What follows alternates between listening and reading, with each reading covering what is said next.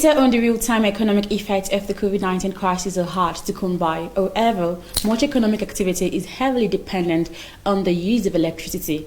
Information on the demand for electricity over time can therefore offer some insight into the real-time effect of the COVID-19 crisis and associated with lockdown. Thanks for joining us today on TVN Business Daily. I am Chiwendu Tsisiego, and today we shall be discussing on the COVID-19 crisis and increasing electricity demands. But before we go further into the discussion, let's look at the business stories making headlines.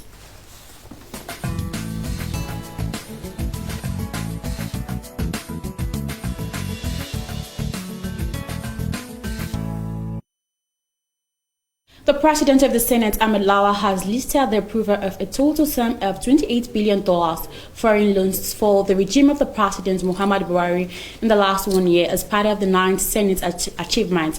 Lawa stated this in the speech he delivered to his colleague to mark the beginning of the 9th Senate's second legislative year, which began on Thursday. He said that in order to support and enable the government to raise the necessary fund for national development, there were requests for approval to borrow both from the domestic and foreign sources. Lawa said the current experience of low revenues to government was a challenge to the lawmakers to think and evolve additional sources of funding government projects. The nation's stock market extended its decline on Thursday as market sentiment remained negative, causing investors to lose 17 billion naira. The market rate also closed negative at 16 gainers in March as against 17 losers. The all-share index dipped by 101.13 basic points or 0.13% to close at 25,182.67 from the 25,215.04 recorded the previous day. The market capitalization of equities depreciated by 17 billion naira from 13.14 trillion naira on Wednesday from 13.15 trillion naira on Thursday. A turnover of 337.13 million shares were traded by investors in 3,880 deals on Thursday. The banking subsector was the most active, measured by turnover value, with 92.06 million shares traded in 1,237 deals. The volume was largely driven by activities in the shares of Granting Trust Bank PLC and Unity Bank PLC.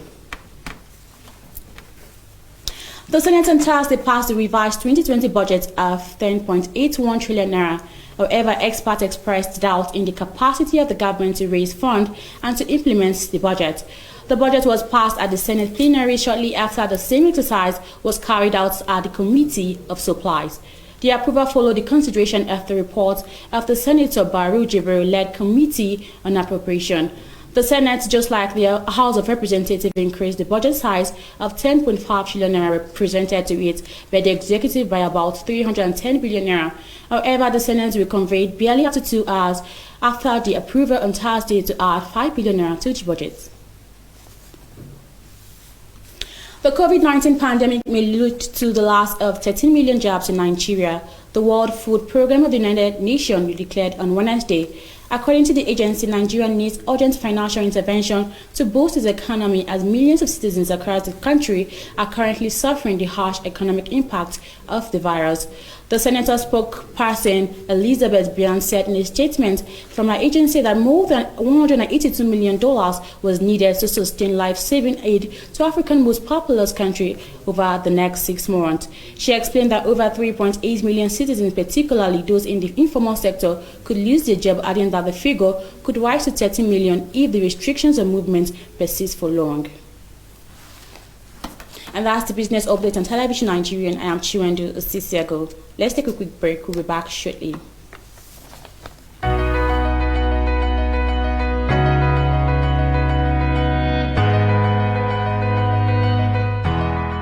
My name is John. I'm John. My name is Khalifa.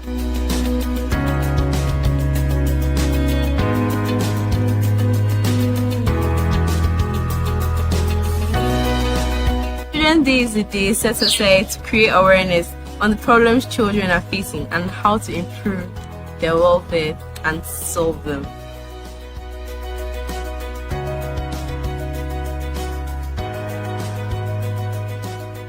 I stay healthy and boost my immune system by eating from different food groups like carbohydrates, proteins, and vegetables. Apart from eating healthy and junk food, I have gone through all the immunization processes from tuberculosis to yellow fever. The health centers are open for everyone who wants to access immunizations. And don't forget, vaccines save lives.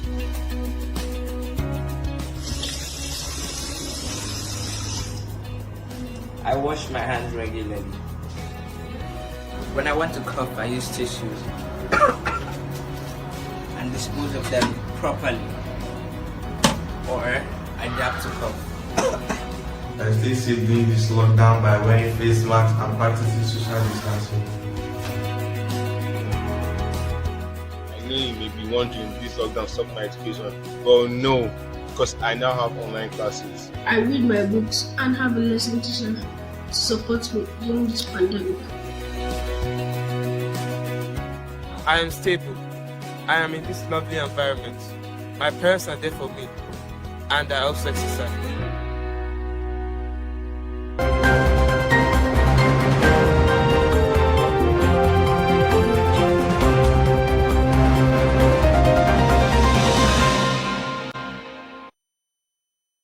Thanks for staying with us, and in case you're just joining us, it's still TVN Business Daily. Like I stated earlier, we shall be discussing on COVID-19 crisis and meeting increasing electricity demand.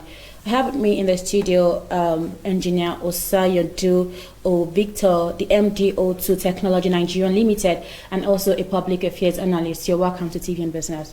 Thank you for having me. Okay, speaking on that topic, what's the correlation between the pandemic and the electricity supply in Nigeria? Okay. First of all, the pandemic, the COVID-19 pandemic was like a shockwave to the world, and it has brought a lot of crises, and it has actually affected the economic situation of every nation. Then the correlation between the pandemics and the electricity demand. We know that electricity forms an integral part in every national economy. So it is very, very important as an indicator. It's a high frequency indicator to actually analyze the impact of the COVID-19 in terms of the demand. So because of the spread of this COVID-19 pandemic, and for government to actually contain the spread, they put up a very stringent measure, as in lockdown, keeping people at home, closing down industries, commercial cities, and this actually leads to decline in the electricity demand of these sectors. And if you look at this, for instance, if a 1.3%, let's take this analysis, 1.3% decline in electricity would definitely have a corresponding effect of like 10 or 2.5% on the output, which is the economy. In that case, as that be said now, for instance, the electricity demand in this industrial area, maybe during production they were not producing, and the loads on the electricity actually declined, and because businesses were closed down, the demand in electricity was actually declined. So if you take the analysis, if actually we have the data, if you take the analysis to actually analyze the impact of the demand, of the electricity demand on the economy, we have to take some analysis before the pandemics and during the period of the lockdown.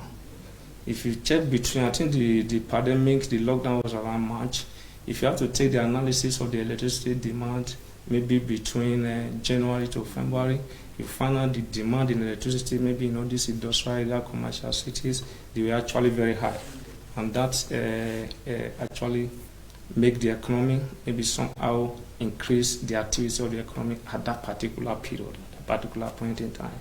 Then from March, especially during the period of the lockdown, when the commercial cities were closed, industrial, everybody would make to stay at home, and the demand in electricity actually declined, that actually have affected the economy because the revenue leads to revenue loss. There was no people were not working, the organization were not working, industry were not working. There was actually a decrease in the demand of electricity, and that actually have a corresponding effect on the economy as in the revenue loss. Okay, a lot of Nigerians have actually switched to the alternative supply of power, using generator, using solar. What do you think is the reason for this? It is one, the energy, the national utility supply it can actually not provide the electricity need for every individual, for every business in the country. The reason is because there have been inadequacy in the supply of electricity. Very, very inadequate. Because it is approximated that we are about 200 million people in the country. And the utility, the national grid, cannot even provide up to 60% or 70% of the electricity need of the people. Maybe for organization, for small and middle scale industries, So you see that dependence on the national grid definitely leads to a loss in revenue, and this make people to suffer for an alternative power. Maybe use a generator. A generator on its way also have its own effect, but some choose to renewable energies, which is solar, which comes with its own far benefit, because with that you are ensured that one, the effect is it doesn't have any effect on you because due to pollution and all, and you are sure the availabilities of the power 24/7, because the source of the renewable energy, which is the sun for the solar, is free and is available for everyone. Oh, okay. Okay, so as alternative power comes to stay as augmentation to the national grid? Yeah, definitely it has come to stay as an augmentation to the national grid. Oh. There's no way the actually national grid can provide the electricity need of the people, because there are some areas, for instance, if you go to some remote places, these places are actually very far from the national grid. In years to come, 10, 20 years, there's no way national grid can get to these areas. So as a result of that, the renewable energy can be a good alternative augmentation to the national grid, at least to boost the economic growth of these areas. Mm-hmm. Maybe for instance, we can provide solar home system or mini grid development on this area, and this can boost the economic growth of this area. Okay, now let's speak on the small and medium enterprises. Now, yes. How do you think the insufficient power supply has affected that area? Small and medium scale, yeah, the insufficient, which is what I've explained before, the insufficient power actually affect the small and medium scale industry, because many of them needs the power supply to actually operate at their maximum capacity. But in a situation whereby you get power for like maybe 4 or 2 hours a day, definitely that will affect your output, that will affect your revenue generation. So you see why the renewable energy has actually come to stay, because power is never available. Although I know that government is actually putting serious effort to ensure that power is restored, but that as it may, the role of the renewable energy alternative source of power can actually not be overemphasized in this area. Okay, bringing the government into this, what do you think is the role of the government in the area of the power supply and the alternative power supply too? The government have a major role to play in the alternative power supply, despite whether be private driven or not, because the government need to give the enabling environment for these sectors to actually flourish.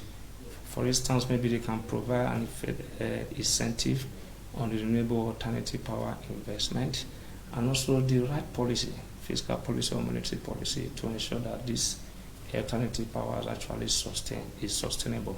And it's also what another thing the government needs to do. They need to ensure that there is a guarantee on return on investment by putting a cost-effective tariff in place. For instance, we know that because I'm from the sector, my company is a big player in the renewable energy sectors. We know that most of the equipment is actually being imported outside the country. And this has its own limitation because of the tariff. So this renewable energy is possible, and if the government really want to encourage the growth in the country, they can actually waive the tariff and make it more sustainable. For the people. Yes, for the people. All right, let's take a quick break, and after the break we'll continue, so stay tuned. My name is Chiwendu Osisiago, presenter Television Nigerian Business Daily. In a globalizing world, ours is to keep you engaged, informed, and educated on contemporary happenings in the business world. We therefore command a special audience of business-minded viewers who are eager to know more about business, I mean your business. Why don't you take advantage of our special affordable offer to let the world know about your concepts, your goods, and of course, your services? You can call us on 080-3071-6955 9059 or 070-3234-9054. You can also visit us at Television Nigerian in Guzapi, Abuja, and follow us on all the social media handles on Facebook, YouTube, and of course on Twitter at Television Nigerian. Your business is our concern.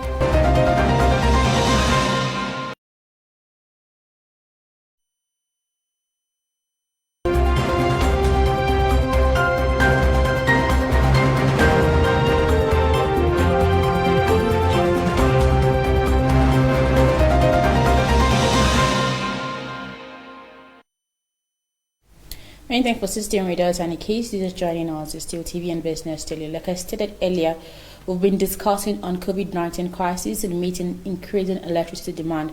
Of course, my guest has been discussing on that. He is the MD of O2 Technology Nigerian Limited and also a public affairs analyst, engineer Osanya De Victor.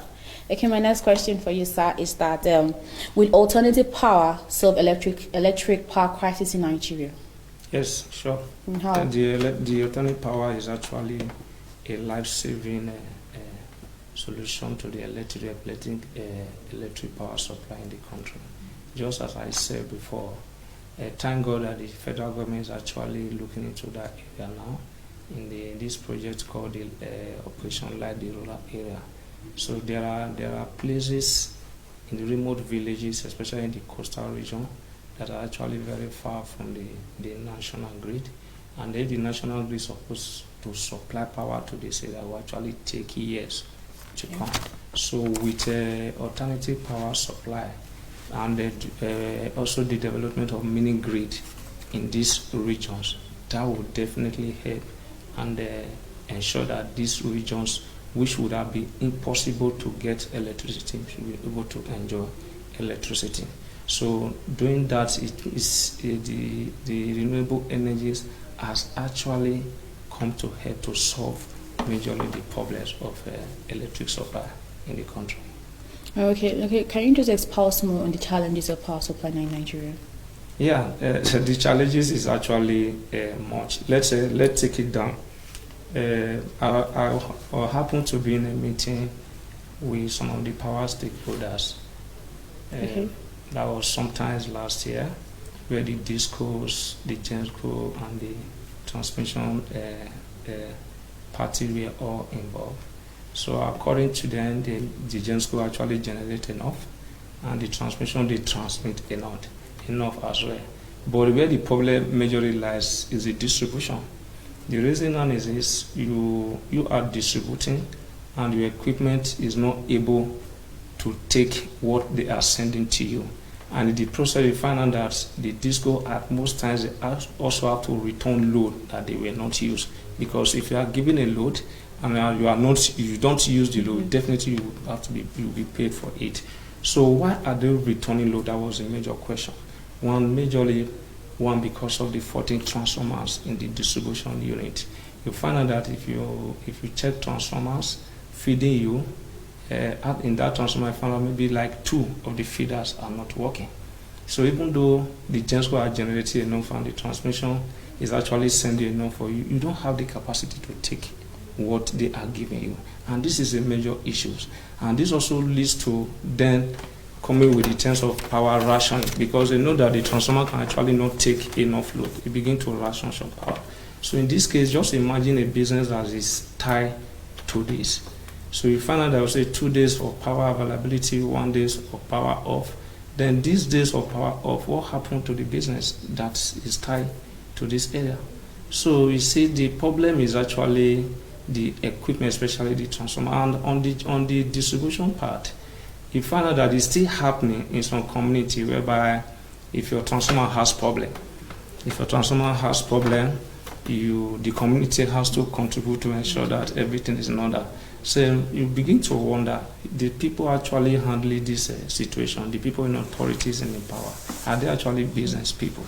If, for instance, I know that my availability in terms of business will actually generate more income to me. So if my equipment is down, that will make my availability to be off. So it means that definitely I'm not going to be up and I lose money. And instead of that, I'm waiting for the community to come and tell me, oh, this is a problem, and I tell you, okay, we are changing the transformer, the feeders about, we need you to contribute money. Found out that the downturn is actually very high. So many of them have actually not come to the terms that this is business, and it's supposed to be taken as business.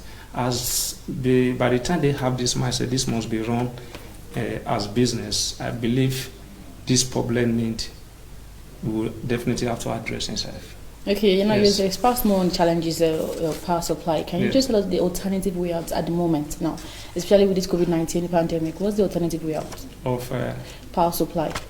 presently, I still have to come to the alternative part. Okay. It's actually the alternative for now, because apart from that, the alternative is maybe the renewable energy also generate employment for people.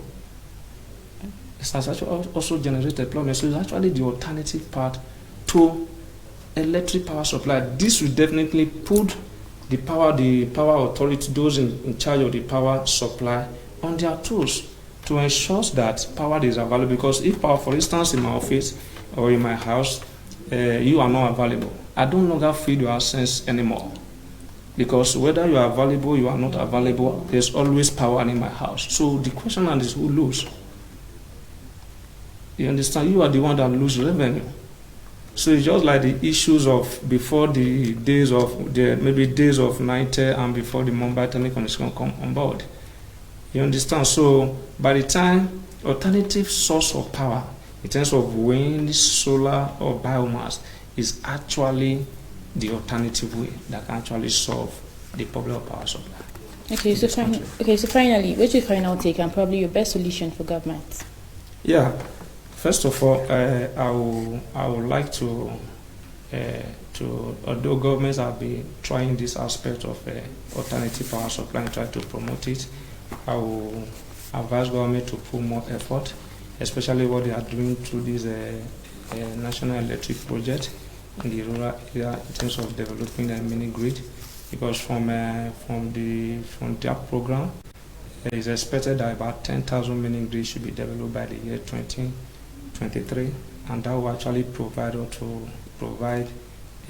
powers and for over 250 MSME and 250,000 small and medium scale business, and also over 1 million household. So I advise the government to actually put more effort to ensure that this project is actualized, and the government should as well and also ensure that they put more incentive on the investments of alternative power supply, because that is actually what will be the major saving in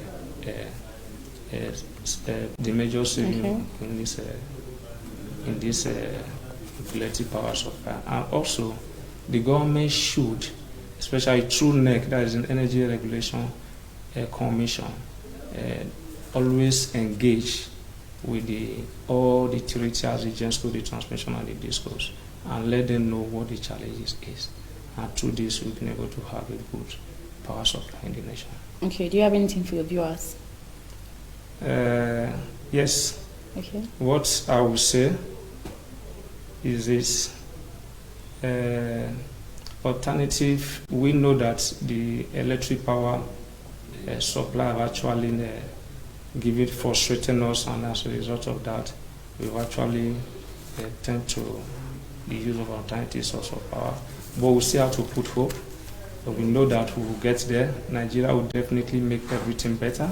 We will have a hope in the system that power supply is possible in this nation 24/7 in time to come. Thank you. All right, thank you so much, Engineer Victor, for coming on TVN Business. We just therefore hope that the government intensify their effort in ensuring that the project that they have at hand concerning the power supply come to reality in due time. Thank you so much, and happy Democracy Day. Yeah, thank you. Same to you. Yeah. That's all right. And that's the much we have for you today on TVN Business Daily. I am Chiwende Osisiego, and don't forget that you can follow us on all our social media platforms, on Facebook, on YouTube, and of course on Twitter at Television Nigeria. Happy Democracy Day. Bye for now.